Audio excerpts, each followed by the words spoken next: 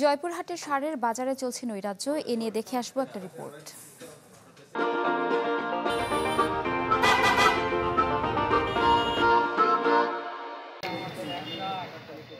নতুন পুরাতন সার নীতিমালার পক্ষে বিপক্ষে আন্দোলনে ব্যস্ত ডিলার আর খুচরা ব্যবসায়ীরা।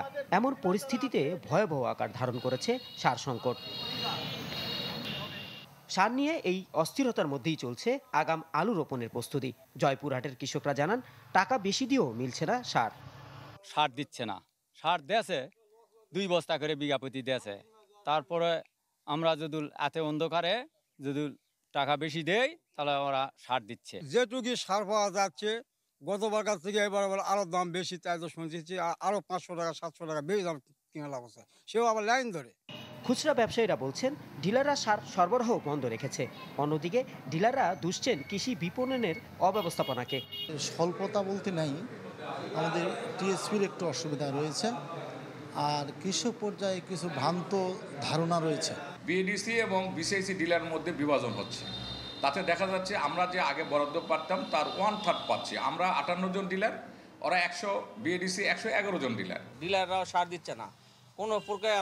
আমার ঘরে কোনো সারপত্র নেই, কৃষকেরা এসে চাচ্ছে, আমরা দেওয়া পারছি না, ঘুরে চলে যাচ্ছে।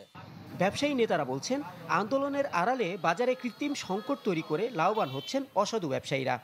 দেখুন, সার ডিস্ট্রিবিউশনের যে নতুন নীতিমালা দেওয়া হয়েছে, এই নীতিমালায় আসলে সঠিকভাবে কৃষকের কাছে সার পৌঁছাবে বলে আমি মনে করি না। এবং এই নীতিমালাকে কেন্দ্র করে সার সমিতি এবং খুচরা বিক্রেতারা ইতিমধ্যে বিভিন্নভাবে আন্দোলন করছে। এই আন্দোলনটা তাদের সঠিক। অভিযোগের সত্যতা নিশ্চিতে সার কেনাবেচার রসিদ রাখতে বললেন কৃষি বিপণন কর্মকর্তা।